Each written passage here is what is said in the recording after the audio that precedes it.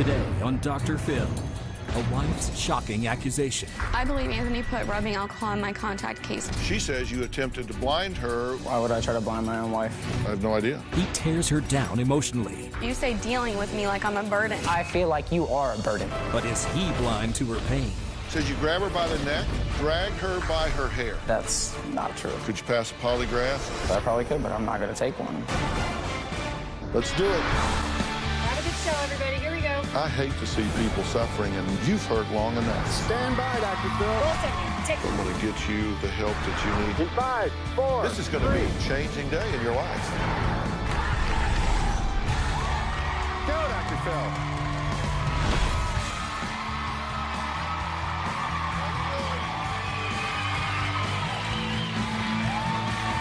How are you? Hey, guys. How you doing? Thank you much. Thank you much. All right. I want you to imagine putting your contacts in one morning and you feel a painful burning sensation and then suddenly smell an unusual but familiar odor of rubbing alcohol. That's right. Worse yet, what if your first thought was that your husband did it on purpose to make you blind? My first guest claims that's what happened to her just days ago, but her husband adamantly denies it. He says when he opened the medicine cabinet, the bottles were tipped and spilled, and for all he knows, it may have splashed near the case. I don't know, maybe something else is going on here. We'll just have to see besides solution splashing around. Well, Heather is here today to find out if I think she should stay with her husband or head for the hills. Take a look.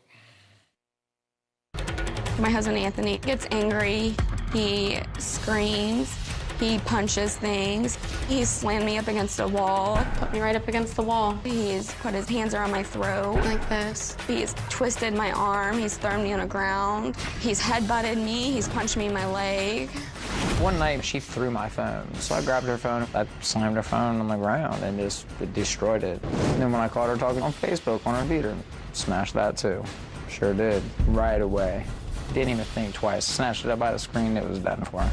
I believe Anthony put rubbing alcohol in my contact case on purpose. I go to put my contact in my eye and it burned so bad that I instantly pulled it away, but my eye turned red, it got swollen, and I went down to my contact case and I smelled it and it was rubbing alcohol.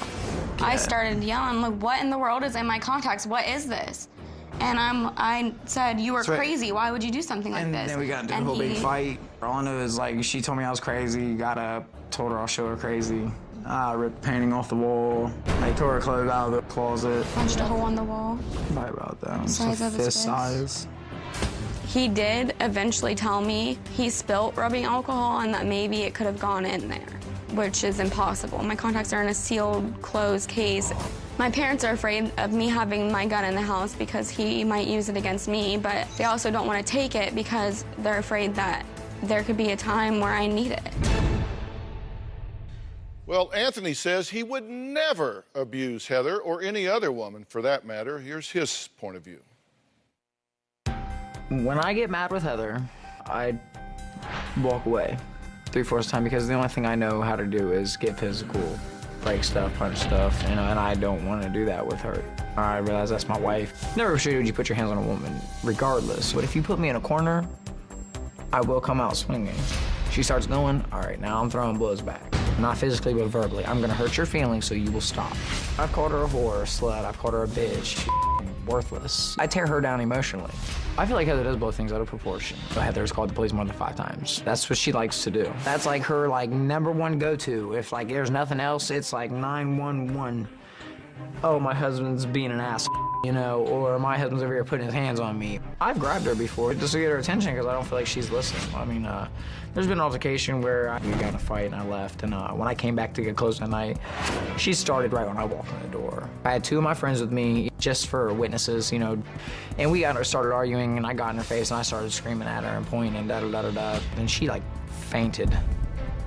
if you want to say that. It was kind of, you know, like all my two friends were like, that was fake. Like they just called her. I was like, all right. I was like, as long as everybody knows I did not put my hands on her, that she just fake fell and hit her face on the ground. I was like, that's her own call. She did that. Why do you want to be here? What's your question for me? Whether or not it's fixable. I mean, I want to fix my marriage, and I do love Anthony, and I want to be with him, but a part of me thinks, you know, am I wrong for wanting to stay with somebody who abuses me like this? Mm-hmm. Does he abuse you? He does. Are you a danger to your wife? Not at all. Do you abuse her? Not at all. You don't abuse her? I would never hurt my wife. Is he lying, or does he have a lack of insight? I feel like it's a little bit of both. I don't know if he plants in his head that he doesn't, and he doesn't think he's doing anything wrong, but he knows he's lying. Okay, well, here are the accusations, just so you know. This is her perception. That you punch walls, doors, and that you have punched her in the legs. I do punch doors and walls, but I've never hit her. You've never hit her in the legs? I've never hit her in the legs. Okay. Never any way to hurt her. If we've been joking around, like we play fight, you know, we wrestle around, then yes, but I've never hit her. Okay. I have never put my hands on her to hurt her. Well, I don't think she's talking about roughhousing, playing around, ha, ha, ha. Says you grab her by the neck, that you've dragged her by her hair. That's not true at all. Okay. He's lying. Now, one of you is lying to me, and I want that stopped right now. There's no sense in wasting my time, or your time. I can't fix a lie. What I got to have is the truth. Has he grabbed you by the neck? He has grabbed me by the neck. Has he dragged you by the hair? He did. Where? Where did he grab you, and where did he drag you? We were out front of our house getting out of the car, and he dragged me across the road by my hair. During that time, he slammed me down on the ground. I had scrapes and bruises all over my shoulder. You're telling me that she is fabricating this entire thing? That is exactly what I'm saying. You did not grab her by the hair? I have never grabbed her or drug her by her hair. You didn't drag her across the road? No. All right. She says that you've thrown her against the wall, the floor, and the bed. False. Didn't happen. She says you bit her. Oh, no. She says you attempted to blind her with the alcohol solution in her contact container. Did you? No. Why would I try to blind my own wife? I have no idea.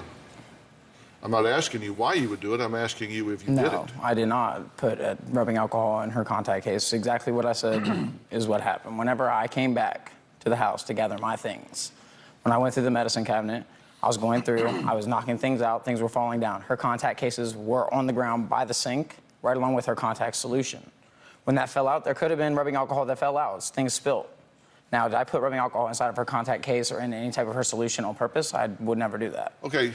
Do you put rubbing alcohol in the medicine cabinet without a lid on it? No.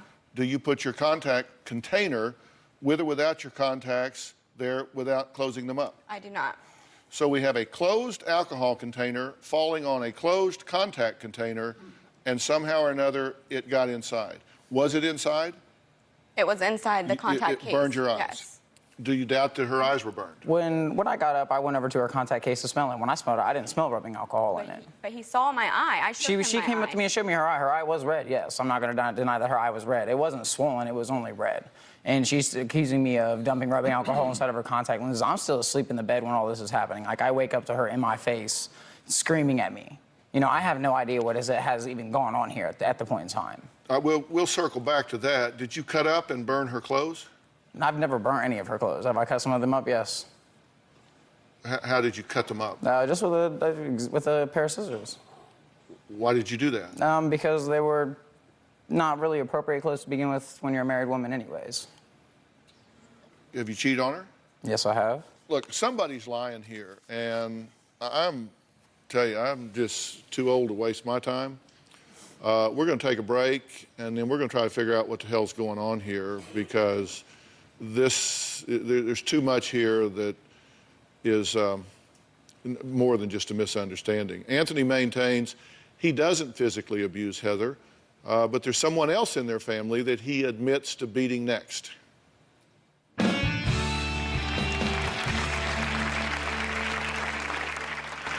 They It got to the point, if my dog would even hear Anthony pulling in the driveway, he would run up on my lap, get under the cover, and start shaking. I beat his ass. Yeah, knocked him out. Anthony does have a big problem with what clothes I wear. Like, if you wear shorts where some of your ass hangs out, oh, Lord, no, no. I've told her, like, before she's gotten dressed, I'm go change. He does not like me wearing skirts of any kind. Dresses, boots, any type of heel, and contacts. Apparently, he doesn't like me wearing contacts either. I'm gonna go out and make me look like a fool. Oh, your wife looks like a slut. That's a no-no. Well, Heather claims her husband of 2 years, Anthony, has grabbed her, punched her, bit her, thrown her, burned holes in her clothes, and most recently tried to blind her. Anthony says, let me be clear, absolutely no way. He says that he has never put his hands on Heather in any way to harm her, says he wouldn't do that to her or any other woman. But when it comes to their dog, Anthony admits it's a different story. I have a 9-pound Chihuahua. Anthony does not like that dog.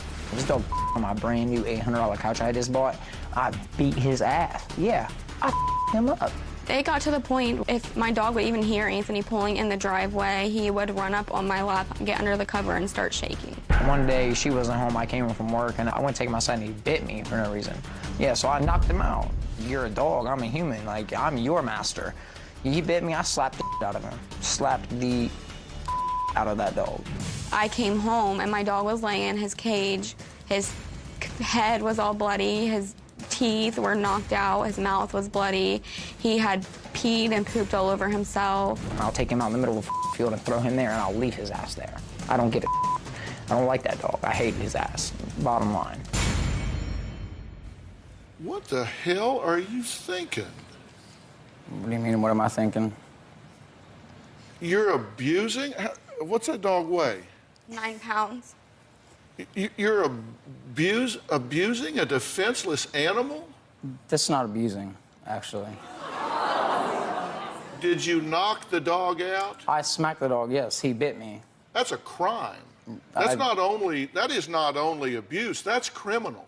Whenever You said, I'll beat his ass, I'll him up, I knocked him out. When I smacked him, yes, I hit him, and when I smacked him, he hit the door and he fell over. Yes, that was what I meant by when I knocked him out. I smacked him. He bit me. Yes, but if you can ask her, did you ask her what the vet said for his reasons for why he was hurt? I can tell you. Go ahead, tell us why. The vet said, you need to do the math. Somebody traumatized your dog. Your dog did not get hurt outside. Your dog did not get trapped in a fence. Your dog did not get into a fight with another dog. Somebody did this to your dog.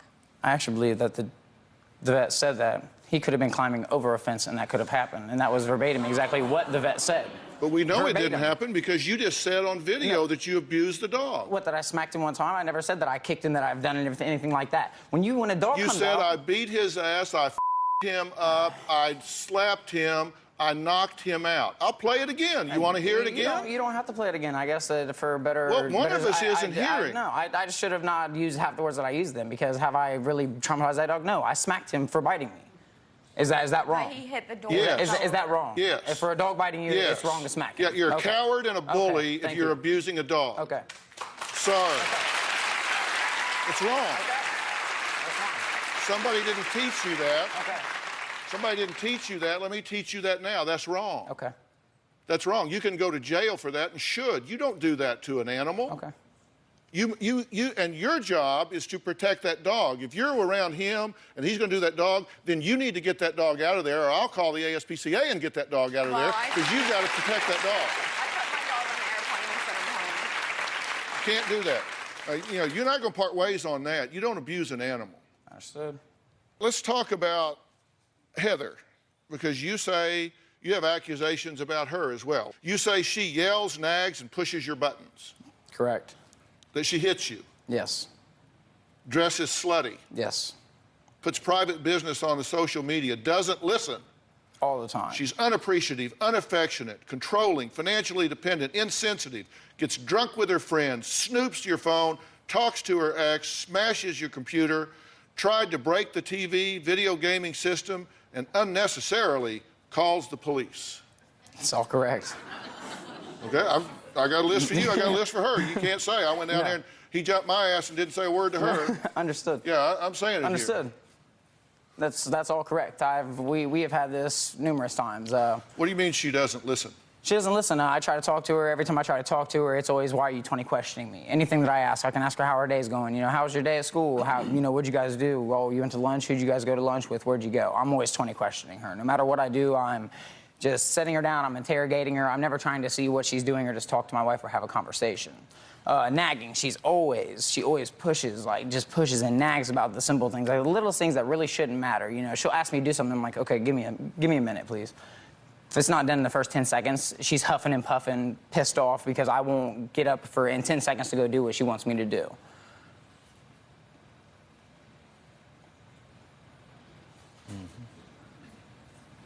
So is that true? Some of it is true, yes. So do you hit him? No, I do not. I have scratched him. I have ripped his shirt off during a fight of him slamming me down on the ground and pulling my hair. You dress slutty? I do not. Are you unappreciative and unaffectionate? I could probably be more affectionate, but how do you be affectionate to somebody who treats you like this? And she unnecessarily calls the police. All the time.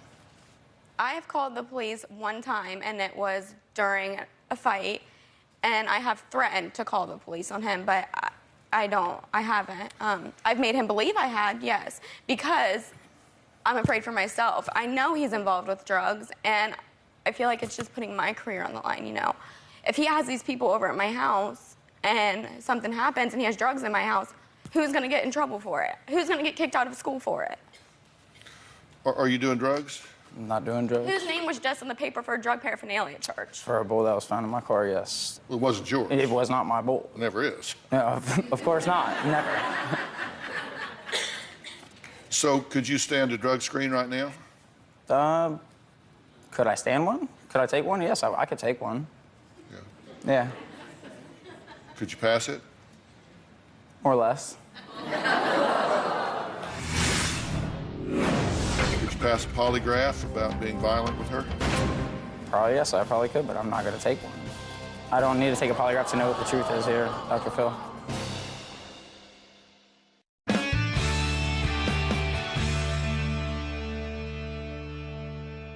So could you stand a drug screen right now? Could I stand one? Could I take one? Yes, I could take one. Yeah. Yeah. Could you pass it? More or less. Because I got one backstage. That's okay. I don't need to take a drug test to tell you what I do. What do you do? I smoke marijuana. That's it. See a guy right there? Raise your hand, Jack. That's Jack Tremarco. He's former FBI agent. He's a world-class polygraph expert. Could you pass a polygraph about being violent with her? Yes, I probably could, but I'm not going to take one. I don't need to take a polygraph to know what the truth is here, Dr. Phill.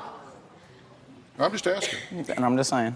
So you could pass one, but you don't want to take one? I don't need to take one now. You're saying that he beats on you. He's bit you, dragged you by the hair across the road, hit you in the legs with his fist. He has. See this guy right here? This is Jack Tremarco. Raise your hand, Jack. World-class polygraph guy. Can you pass a polygraph about that? Will you take one? I will.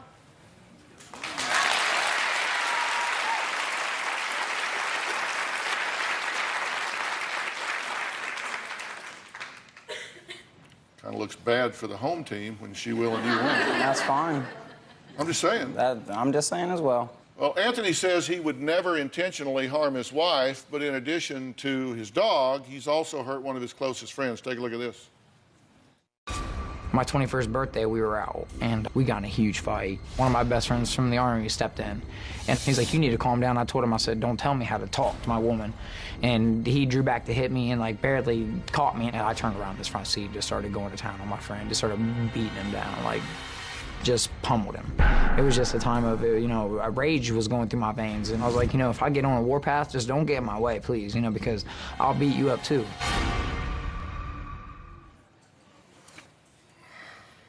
Do you have a problem with rage? Yeah, I do. With anger. You know, the first thing I said when y'all came out here is my goal is to help a young couple. Understood. And I said, what you need to do is tell me the truth. I don't feel like I'm getting full candor from you, am I? You're getting full candor from me, you're getting 100%. Well, I'm not so sure about that. Okay. Have you done serious drugs in the past? No. Never has. And all you're doing now, you say you're smoking marijuana. I haven't even smoked weed for a while. And you have a rage problem. Yes. And when you have this rage, do you ever black out? No. I've never blacked out from You rage. know what you're doing. I know exactly what I'm doing. I know I'm 100% there. Okay, let's take a break. Anthony says he's dealing with his rage the only way he knows how. We'll talk about that when we come back.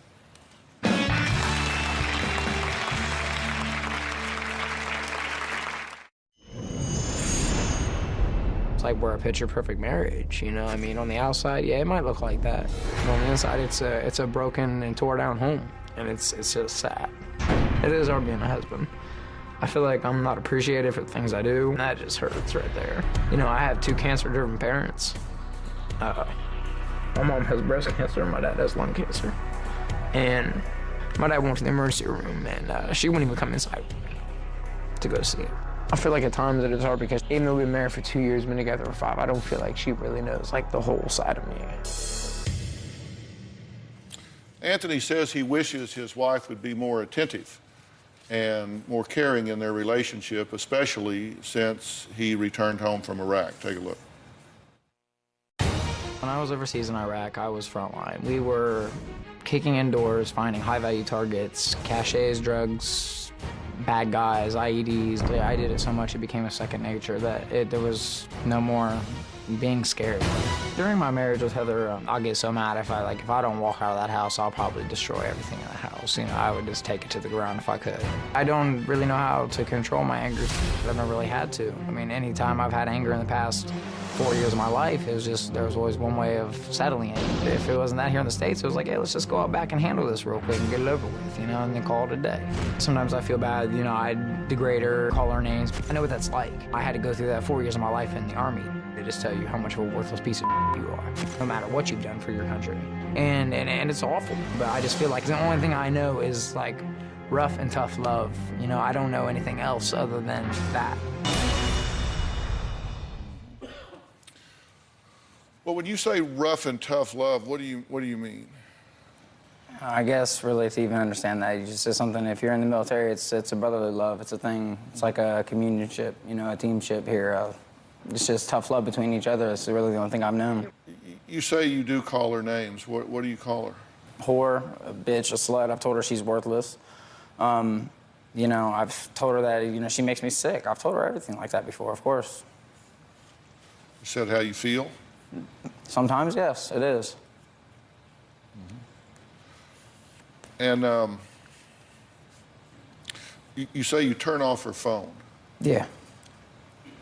See, here's one of my problems.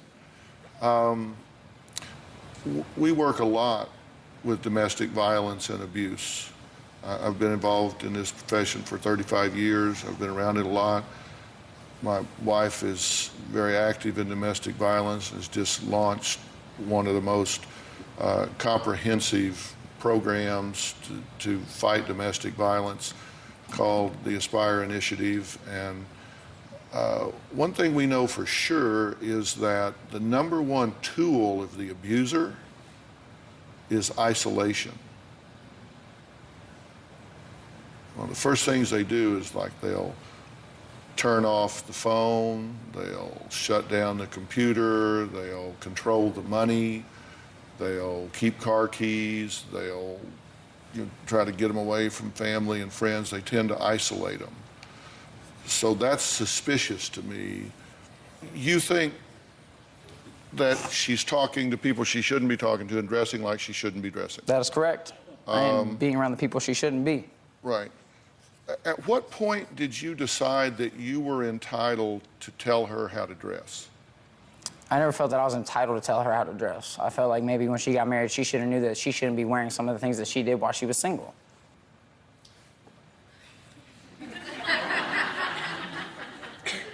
I don't know how I dress any different. I mean, I didn't know being married or single, you know, changes how you dress. When you're single and you're wearing shorts that let half your ass cheek fall out, that's okay. But when you're married, you don't do that. You don't do that. You don't wear stuff like that when you're married. You don't wear Daisy Duke short skirts. You don't do that. Sorry. I'm sorry, that's just how I was raised. That's a no-go. It's a no-go. Well, let me ask you something. You talk about how you were raised. Let's talk about that a little bit. Where's your father in the mix here? What do you mean, where's my father? Do you talk to him? Yeah, my father's my best friend. It's my idol. Yeah. Does he support your behavior? I don't say that he supports my behavior, but he knows my life. Like what? Just going to Iraq, dealing with everything, dealing with her. A daily basis of what I've really had to deal with and what I've really had to go through. If you could pull somebody up here and he would talk on my defense and it would turn things around for you guys. It really would. You know, you guys might not want to believe me, and that's fine. But that's some person that could come up here and could turn things around completely and would show you that I'm not just the bad person here. But you say dealing with me like I'm a burden to you. That's how you make me feel. Sometimes I feel like you are a burden to me. Okay? Sometimes I do. But your father wouldn't tell you that calling her an crybaby, horse, slut, hoe, disgusting, worthless bitch, and stupid, he wouldn't tell you that was a good idea. No, he'll tell me, you know, for that I probably shouldn't do that, yeah. But he told me it's my life. He said, he can't make me do anything. You can only lead a horse to water, you can't make it drink. That's what he tells me all the time. Well, that's a whole lot different than saying if you called him up here, he'd make you understand that what I'm doing is okay.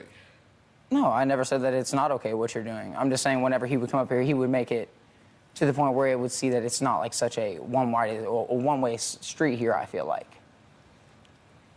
Do you understand what I'm saying? I do. And I don't think that this is a one-way street, but I think there is a point where you cross a line. And when you cross a line, abuse is not just physical. Abuse is physical, it's mental, it's emotional, it's verbal. You have all of these ways that you can be abusive. And you, sir, are abusive to your wife. If you are calling your wife these names, if you are dictating to her what she can and cannot do, that is abusive. Now, I'm willing to help you with your rage and your anger problems, and I realize that you have been deployed to Iraq, and as a complete aside to all of this, I personally thank you very much for your service there. I personally thank you for what you're doing, and I mean that sincerely. I've not been deployed to Iraq. I've talked to an awful lot of people that have, and I've talked to an awful lot of people that left one way and came back another way. I've talked to an awful lot of people that are suffering from PTSD. And based on everything that we've asked you, I've got to tell you that would be a legitimate concern for me if I were seeing you as a patient instead of here discussing this. That would be on my short list of considerations for you, and it would not be something that I would make light of if I were you, because it would A, cause you to underestimate the problem, and B, not support him in getting the help he needs in that regard. Do you recognize that you need help? All the time. I tell everybody, yes, I could use help for my rage, for my anger, for my anxiety, for PTSD, for everything. And I want to help you with that. But at the risk of sounding cliche, you have to help me help you. Understood. You've got to understand that there are things you're doing that are unacceptable here. And this woman will not stay with you if you continue to treat her and interact with her the way that you do. Are you in love with her? I do love her. Do you want to stay with her? I would like to see if we can make things work. You don't know whether you want to stay with her or not? I don't really know. Heather needs to know if they should call it quits. Should they get divorced? I'll tell you what I think next. Well, what do you think the answer to that question is? I can't only want it myself. He has to want it too. I wish Heather would have met my wife, Robin, sooner. Robin, come up here for a minute, if you would. Introduce you to my wife.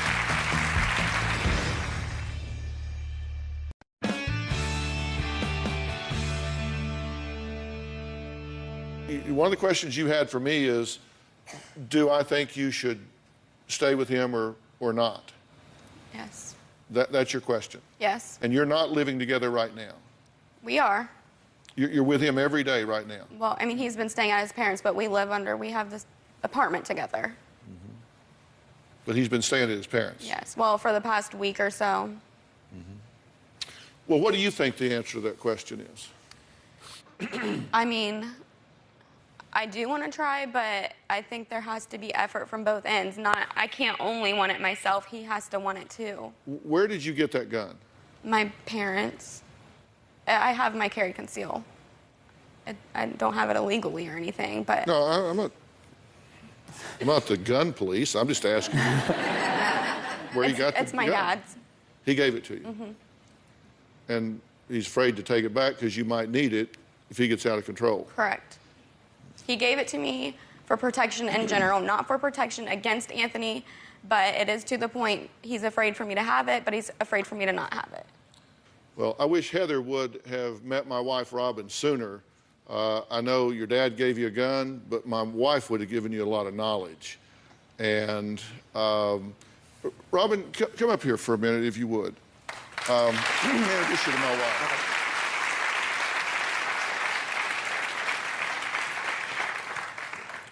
Meet Heather. How are you? Nice to meet you. And meet this gentleman. Hi, it's nice to meet you. All right, you can have my chair. Okay. Just don't get used to it. Okay.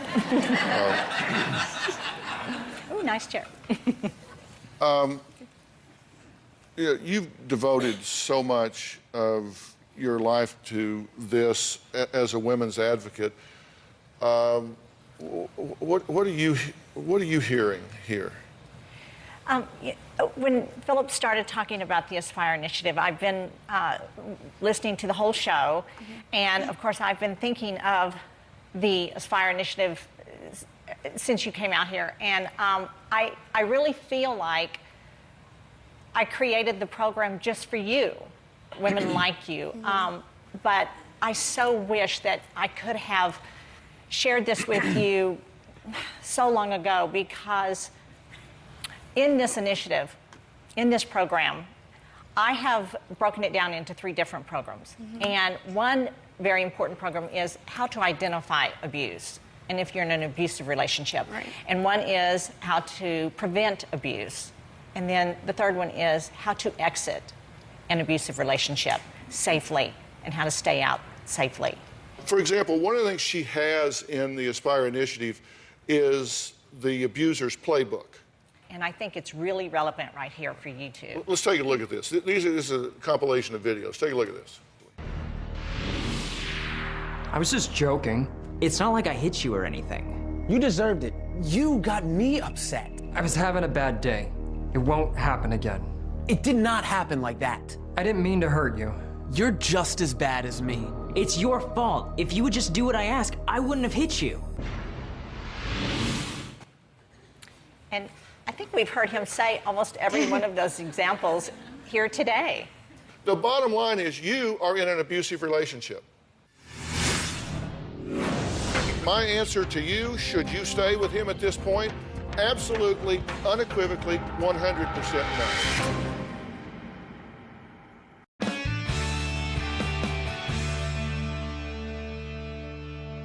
My answer to you, should you stay with him at this point?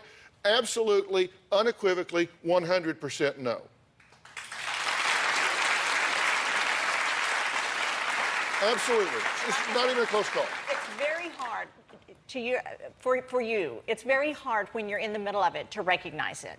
So you can't really be upset with yourself, because when he's saying those things to you, it's easy sometimes to believe them. So Well, don't be upset with yourself. He says that to you all the time, and it's not hard to start thinking maybe he's right. I try not to believe it because I know those things aren't true. You know, the names he calls me, I try not to let it get to me, but it upsets me. But I know in my head that those things aren't true, so I try to, Okay, you know. let me tell you what I recommend here, other than you sitting down and working through the Aspire initiative from start to beginning. And it's free, by the way. It's free for everybody in the world. It's in English, it's in Spanish. There's a section for tweens and teens and young couples like you and not young couples like us and others. It's there for a lot of different reasons. But you definitely are not safe in this relationship, in my opinion. You should not stay in this relationship right now. Okay. And that is good advice for you. I don't want you to get in trouble for doing something you don't want to do. I do think you have residual effects from being in Iraq. I'm not saying you were like a little kitten before you went, but I think you clearly have residual effects from being there. I think it changed who you are. And I'm a big fan of the VA and the military as well. They do the best they can with what they have. As a gift to you, I want to send you to the top PTSD specialist, in my opinion, in the world. Okay? And I want you to get evaluated because people don't understand a lot of PTSD happens along with traumatic brain injury, which can come from blows to the head or even sound concussions can change you neurologically. And if that's the case, a lot of this becomes involuntary. It takes a very specialized protocol, but that protocol is going to be made available to you immediately right now to help you deal with the rage, the anger, all of the things that I think you're dealing with that may or may not be PTSD, but certainly I think involve those two things as long with some neurological help. And I'm going to ask the two of you not to be together until we have a chance to get this done. And I'll get this done right away. I'll fly you out of here tomorrow or today, whatever. And I'm going to ask the two of you not to make a decision about whether you keep this marriage or whether you don't until we get this done. Because I think the world's going to look a whole lot different to both of you very, very soon. And if you don't like animals, then stay away from them. But you can tell that's a problem for me. You don't want to be doing that. Understood. I will get you this help right away. Will you take it? Yes. I mean, seriously commit to it and take it. 100%. I'm going to hold you to that, okay? All right. Now, just for those of you, I want everybody to know the Aspire initiative that we talked about, we didn't plan on talking about this, but we are, can be found at Robin's Foundation website, which is www.whengeorgiasmiled.org. You can also find it on drphill.com. It's a real easy download, and again, it's free, and it's for everybody, right? Yes, it is.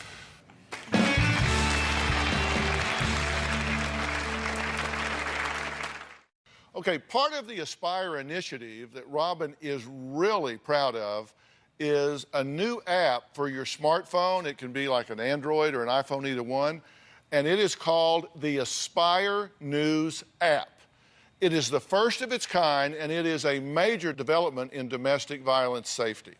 The Aspire News app is disguised as an everyday app, so if your abuser takes your phone, it won't stick out. It has a function I call the go button that you can activate the moment you are in danger.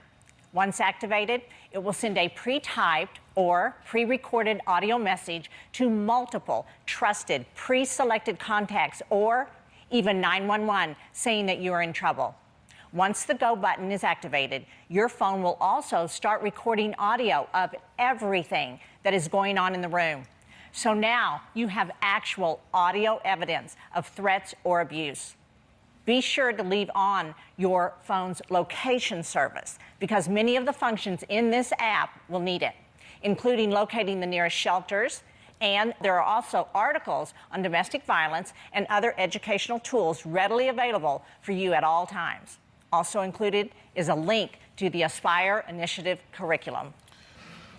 Listen, Robin and I are dedicated to standing up and helping anyone who has or is being abused, and we'll continue to make it a mission for both of us. So know that the Aspire Initiative is free. You can get it at www.whengeorgiasmiled.org, right? It's .org, right? And you can also go to Dr. Phill to find a link to that so you can get them both. It is really, really worth doing. And again, they're free and they're available in English and Spanish. I want to thank my guest today and encourage any victims of domestic violence to check out the Aspire Initiative and the Aspire News app immediately. Thanks so much. Thank you.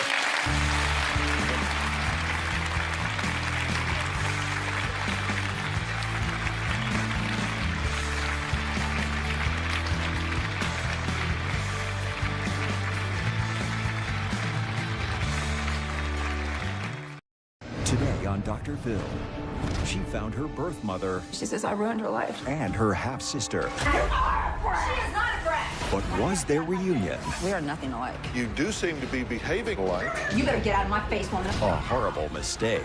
you are a survivor of molestation. Did you tell Rhonda there's no way she didn't enjoy it? No, I didn't. Yes, you did. I regret the day I ever told you anything.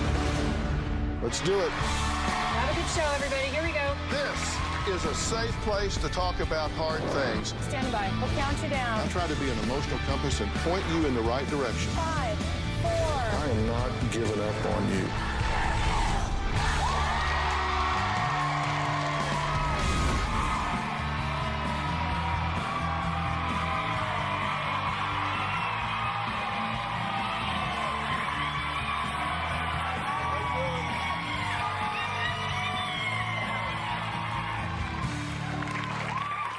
Well, my first guest, Rhonda, was placed for adoption when she was just 3 days old. She says she was raised by a wonderful family, had 2 younger brothers whom she loves and couldn't have had a better life. But all the while, she wondered, why was I placed for adoption? What made my mother decide not to keep me? Well, Rhonda's questions were answered when she turned 24 and was reunited with her birth mother, Terry. At first, Terry was thrilled to have her oldest daughter back in her life. But it wasn't long before things took a turn for the worst, and Rhonda found out something no child should ever have to hear. Terry told me that when she found out that she was pregnant, that she had a friend that was a pharmacist, and they tried to come up with some concoction to make Terry miscarry me. She became very, very, very ill, and that's how her mother found out that she was pregnant with me. She blames me. She says, I ruined her life. This is a woman that you have your entire life wondered about, and all of a sudden she's telling you what she wishes if she would have aborted you, and that it would have been easier on her if she would have just done that, or if I would have just died. Those are your demons, but she makes them mine. Although Rhonda says her relationship with Terry isn't what she hoped it would be, she says the one good thing that came from it was that she met Beth, the younger sister she never knew she had. They instantly formed an unbreakable bond that endures to this day. Now, you'd think Terry would be thrilled about their bond. Well, not so much. Beth and I, we have a blast together. We're sisters. I love Rhonda. She's my support. Rhonda has my back. My biological mom, Terry, and Beth's relationship is very dysfunctional. Beth has taken Terry's verbal abuse and she'll vent to me and she'll express to me how much it hurts her. 2 years ago, I moved closer to my sister. I feel like we both just still have been through the same things with my mom, so therefore we understand it a little bit more. We both just think that her behavior, it's irrational, it's not acceptable. I'm getting married September 24th, 2016. And at this point, I don't know if my mom will be invited to my wedding. Terry is very jealous of my relationship with Beth. Everything became my fault.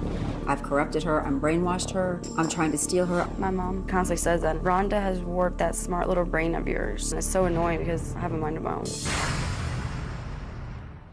Well, the girls say ever since reuniting with Rhonda, Terry has been, well, she's just been a complete mess. I was 24 years old when I found my biological mother, Terry. For 20 years, it has been drama. You better get out of my face, woman. I'm telling you right now. I'm telling you right now, get out of my face. Get out of my face and go sit down right now. Then Terry will attack my sister. Shut up! She's always mad. She's angry, and I don't know what she's angry about. Yeah, because you think we attack you. You sit there and tell me I'm a brat. Dad, you are a brat. She is not a brat. Yeah, she can be pretty mean to me.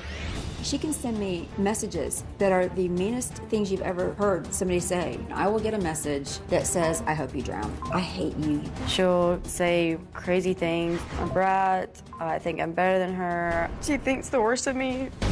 I just remember being really little. She pulled me by my hair, but I was sitting in a hamper, and all I remember is her pulling me by my hair down the hallway.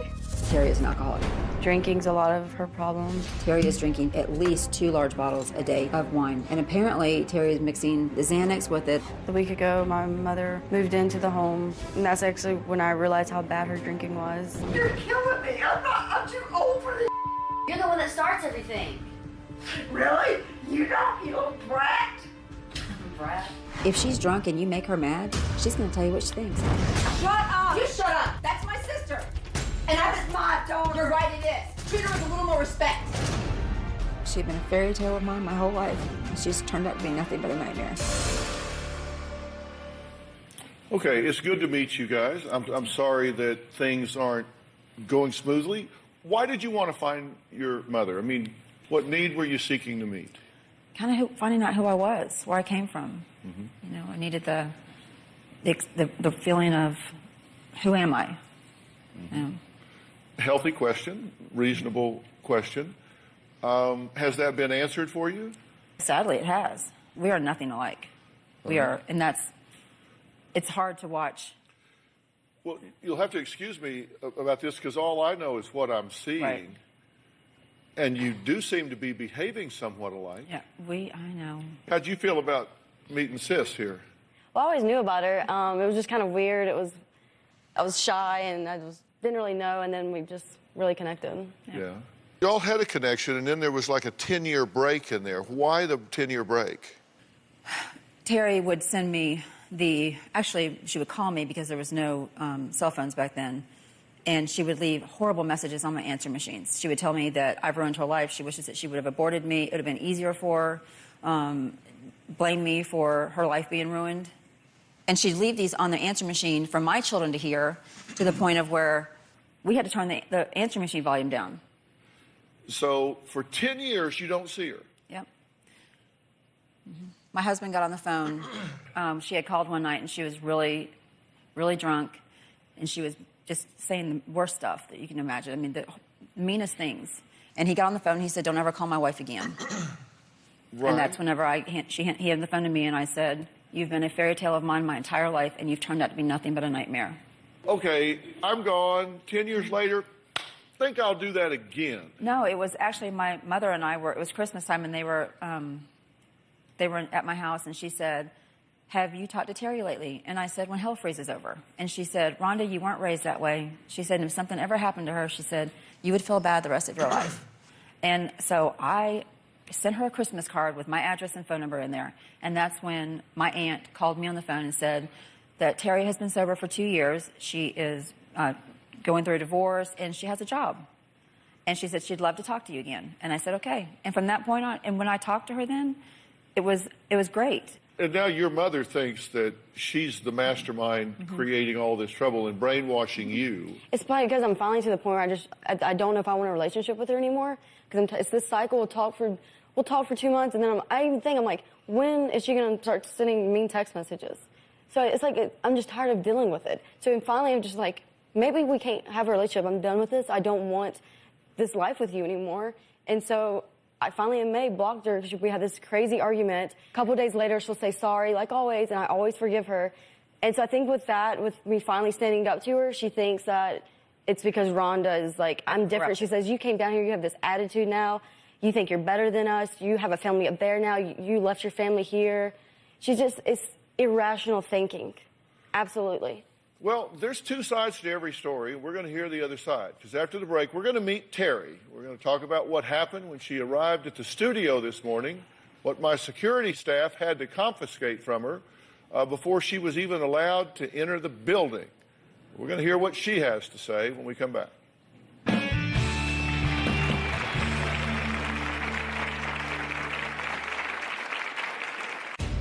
Beth and Rhonda gang up on me. Hey, shut up. No, shut up. When Rhonda came back in my life, I started drinking more. And later, I regret the day I ever told you anything. The reason anybody knows is because of you, and I regret it so much.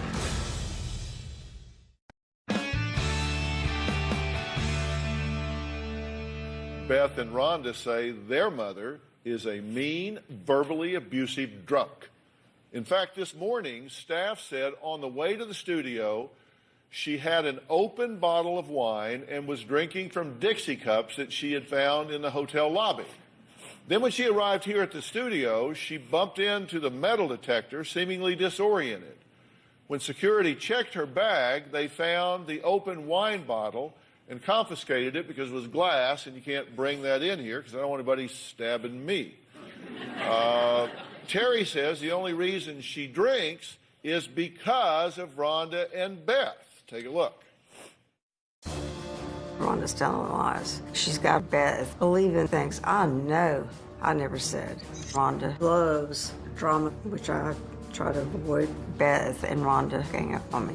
You're not. The way that you go off and you perceive things, the way that you go off and that you look at things is ridiculous. It's all about you. I don't want to talk about your mom about that. I don't want to talk about it. Shut up. No, shut up. No, you shut up. They're sick and tired of you doing this.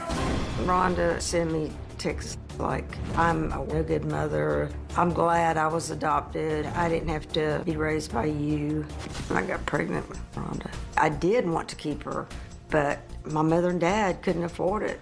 When Rhonda came back in my life, I started drinking more.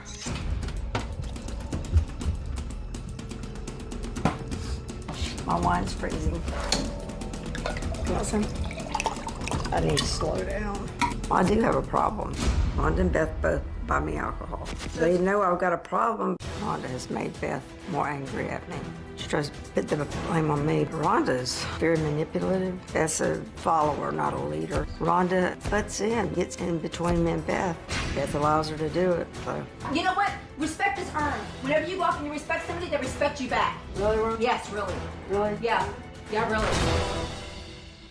You've been listening to what your daughters have had to say. Now, you two actually felt like she needed some wine this morning to keep from having the shakes and going into withdrawal. Is that true? That's true. Have you been going into withdrawal this morning? Well, yeah, until I did drink, and I was fine, okay, after that. Okay, are you, so you're alcohol dependent to the point that if you don't have it, you go into withdrawal? Yes. And she has to have her Xanax, too. Mm-hmm. Okay, and so you're mixing Xanax and alcohol together on a regular basis? Yes. And what else? Diet pills, which I haven't been on for the last 2 weeks. And you have an antidepressant. Oh, and Prozac. Okay. 20 milligram Prozac. Okay, so you're taking alcohol, Xanax, diet pills, and antidepressants. Mm-hmm. And you're mixing all that up on a regular basis. But do you realize that that is a potentially, in fact, likely lethal concoction? Yes. I mean, yes, I do and I don't. I guess I just I tried to feel better, so. Are you, so at this point, do you consider yourself drunk right now? I'm high. And it's morning. Do you drink every morning? Yes. You have you said that you're drinking because of these two. Is Rhonda an evil force in your life at this point? Well, yeah, she is. I mean, she's like my daughter and me were fine until she moved away, and then Beth has just changed. She's not the same person she was. She's not the same person because of Rhonda. Yes, exactly. Explain myself. But yet, whenever you were a little bit sober, it was the best thing for her to move, wasn't it? It was the best thing for her to come. But then whenever she comes up here, all of a sudden, I've manipulated her. I have corrupted her mind. I forced her. I begged her to stay. This was never a good thing for Beth. It was me. I took her away from you. So what do you want? What do you want? You too. What do you want? I just want to know what you really think, because one day you think one way and the next you think a total different. So I never know what you truly feel. Oh, really? You do the same thing to me. You think one day, and I mean, Beth, you are so rude to me. I mean, you cannot. I do think I'm rude to you. I will admit that. Don't shake your head at me. Do what? I do think I'm rude to you. Yeah, you are. Why? Why? Maybe because you text her these crazy text messages all the time. Oh, really? And you All don't? the time. Yeah, I text you back whenever you text me crazy messages No, before you have the freaking morning. You have done me like that in the middle No, of the you're day wrong. and ignored you. You're wrong. I've got them. You're wrong. Yeah, Mom, that's because you drink at nighttime and you don't remember. You'll Blow text my phone too. up. I'll tell you, I have to get up for work at 5:30 in the morning. Do not text me past 10 o'clock. There you go. She has to turn 1:32 the in the volume off morning. her phone. It's all my mom doing everything. Just weird, crazy text messages. And then the next we'll day, respond and you I get don't. mad. Yeah, and then you don't remember what you said. So it's like I don't even want to argue with you. Oh, okay. Then why am I mad? Why am I angry? Well, I don't know. We're going to take a break. Next, we'll talk about the accusation Beth made when she was 11 that is still causing problems with her mother over a decade on. You are a survivor of molestation. Did you tell Rhonda there's no way she didn't enjoy it? Beth was molested by a family friend. I told my mom about it. He denied it, and it was just kind of like embarrassing, and we just kind of like swept it under the rug, forgot about it. We didn't talk about it for years, and then all of a sudden, she decides that I lied about it. I did it to mess up their friendship. Terry has thrown the molestation in Beth's face numerous times. Let's get down to the true story. You're a liar, and he never touched you. I had a drink in my hand, threw it right in her face, and then I left. And I don't regret it. And the next day, she wants to apologize and say she doesn't remember doing any of it. Tell me why you are upset. With her? Yes. Because I'm just angry about it, that every time I meet him, I can't say what I want to say.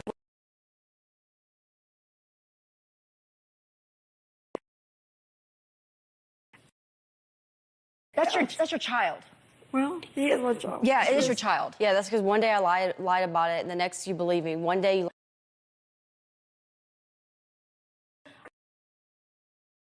Him. Because it's awkward. Why would I ever want to talk about anything like that? I regret the day I ever told you anything.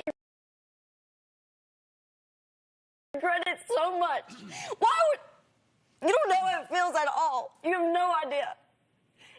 You told my best friend you told Why her. would I you never be told anyone embarrassed? but you when I was a little Why kid. would you be embarrassed, Beth? It's awkward. It's weird. The person we're talking about is not here to defend themselves or give the other.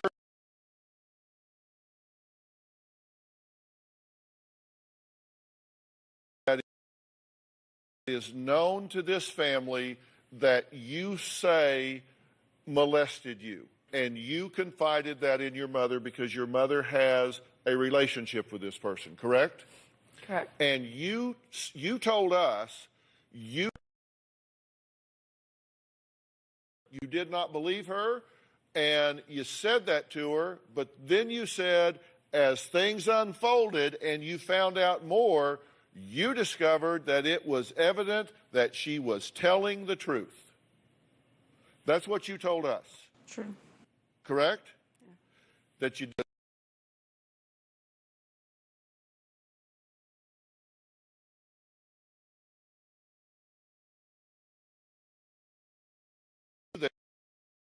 That it was the truth.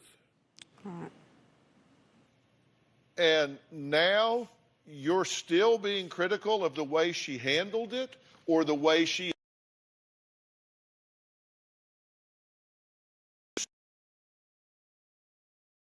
in contact with that person? Do No. you still have a relationship? Not continuously. No. Just when But he doesn't want a relationship with you. It's been 14 Beth? years, right? I mean, how long has it been? How many years has it been? Since what? Yeah, it's been 16 or no, 10, 12 years, yeah. So it's been 12 years since this occurred. Okay. For all of those years, you've continued contact even though you knew that it was true. Well, I didn't exactly know. I mean, I was...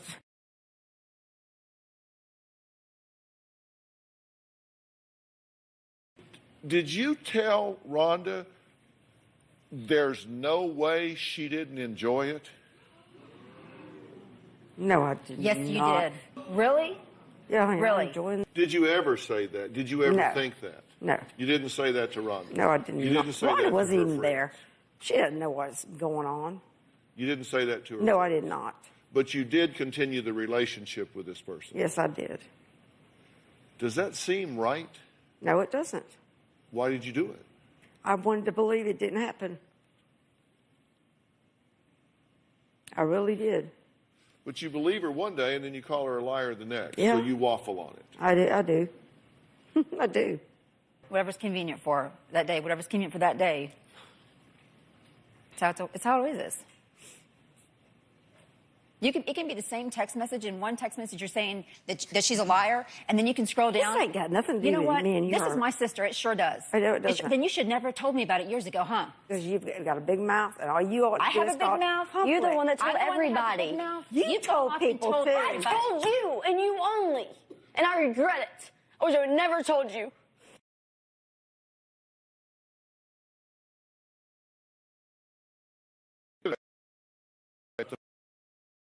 Fight between Terry and Rhonda that nearly came to blows. We're going to find out what happened to make Terry so upset that she almost got physical with her. We'll talk about that, and we're going to look at some of these text battles between them when we come back.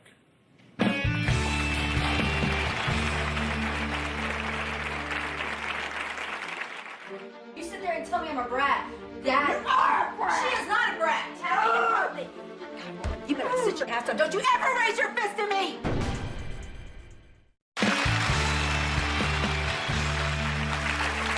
We've been talking about Terry and her daughters, Rhonda and Beth. Now, all the women say the anger and nastiness between them is off the charts, and they are at their breaking points. They allowed our cameras into Beth's home, where Terry is currently living, so we could just be a fly on the wall and see how they interact. One fight in particular stood out. Now, understand, we were a fly on the wall here. We just kind of kept track of what happened. Take a look. It is my business. That's my sister. And that was my daughter. You're 10 years. You better get out of my face, woman. I'm telling you right now. I'm telling you right now, get out of my face. Get out of my face and go sit down right now. Get out of my face now. Get out of my face. Fish should walk off. Yeah, because you think we attack you. You sit there and tell me I'm a brat. Dad. You are a brat. She is not a brat. God, woman, you better sit your ass down. Don't you ever raise your fist at me. Ever. Ever. What do you think about that? It's terrible. What do you think It's about embarrassing. It springs out a rage in me that I've never felt with anybody before. Especially when she starts going at her. When she starts attacking her. That has nothing to do with me and her.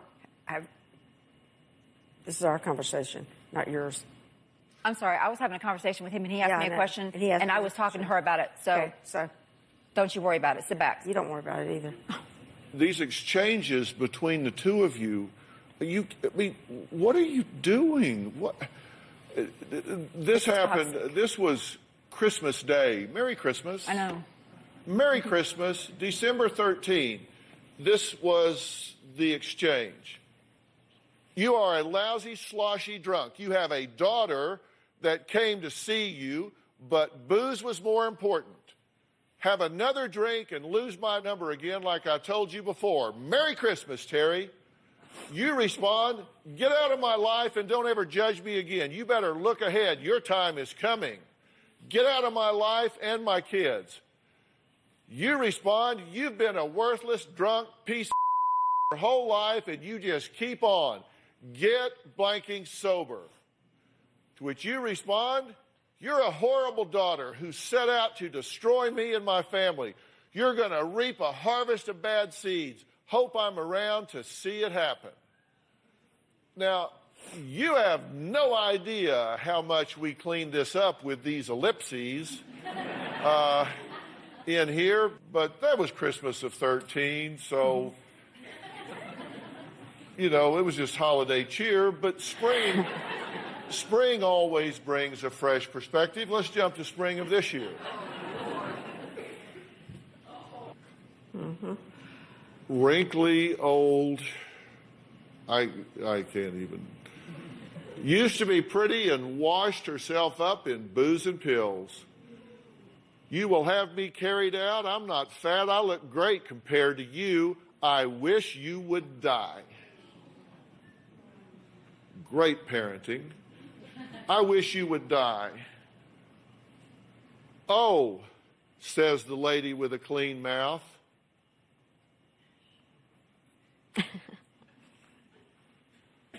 I regret the day I gave my mom the right to find you. You are just an evil, no good person. Now, spring does renew the spirit, doesn't it? We're all very excited about your wedding. Yep. That's you know, because when somebody's getting married, then everybody puts everything aside and celebrates that. For that person, they put their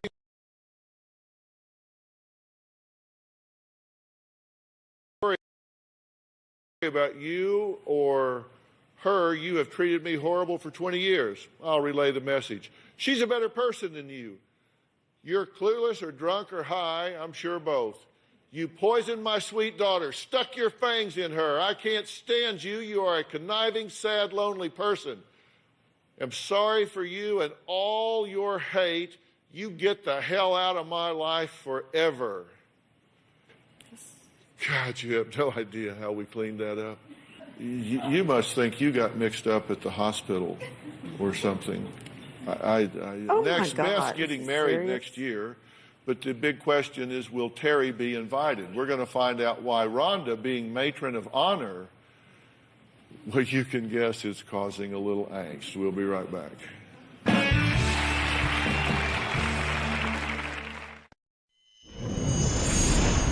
Since Terry's moved in, there's been a lot of drinking, a lot of arguing. The meanest thing that I've witnessed Terry say to Beth is telling her that she's worthless, that she's a brat. She is a rotten brat. The comments and the things that she says to her and her sister are very degrading and very disrespectful. The meanest thing that I've heard Terry say to Rhonda is that she should have never had her. Terry will wake up the next morning and act like nothing happened. That was Beth's fiance, Ryan. Beth wrote to me for help with her mother, who she says is mean, nasty, and verbally abusive, which is all exacerbated by her drinking and pill popping. Terry says their biggest fight right now is over Rhonda being named matron of honor and her not being officially invited to the wedding yet. Take a look. I'm getting married this time next year.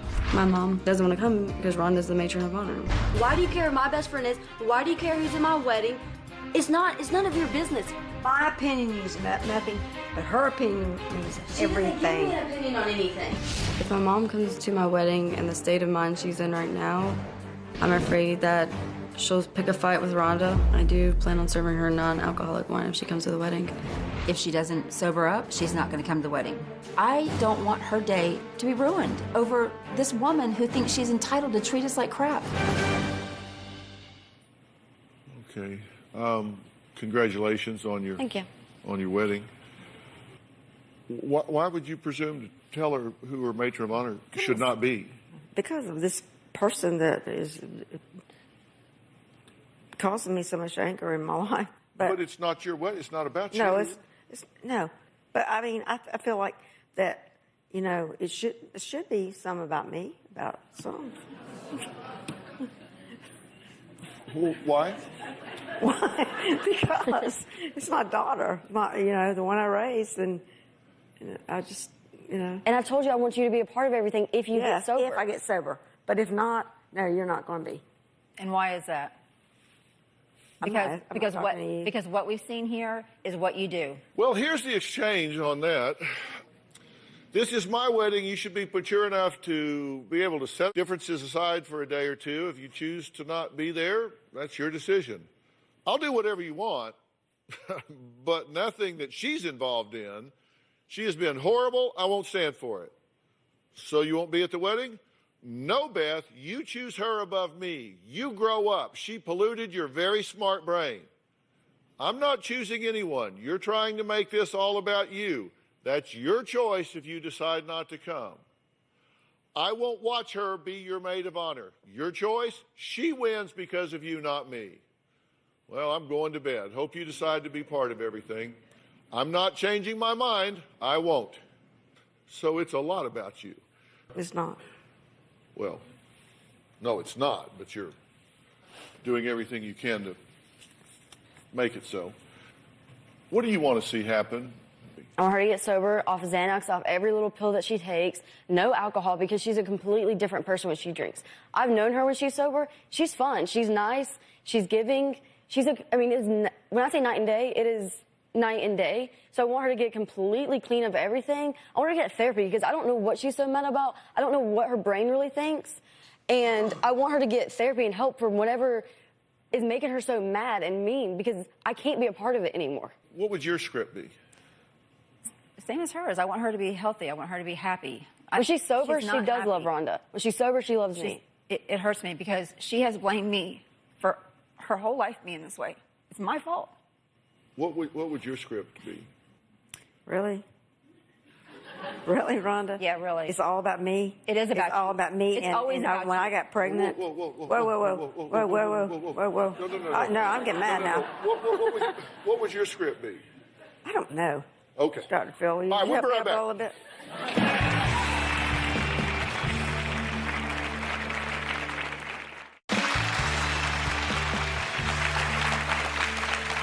Just when we were going to break, I asked you what your script would be, and your response was, really?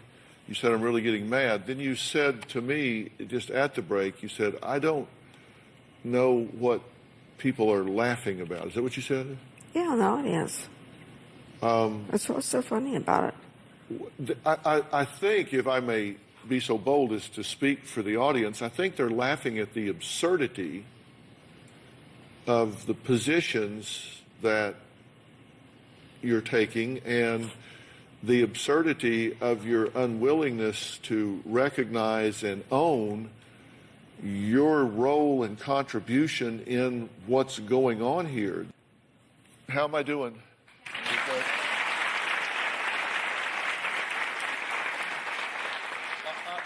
I am not shocked because I think you're drunk on your ass.